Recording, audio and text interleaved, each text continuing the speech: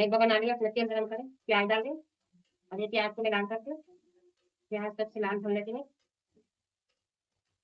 इसके बाद में इसमें हो गई। अब मैं इसमें डाल दें चिकन डालती हूँ, थोड़ी मिला ले रही मैं।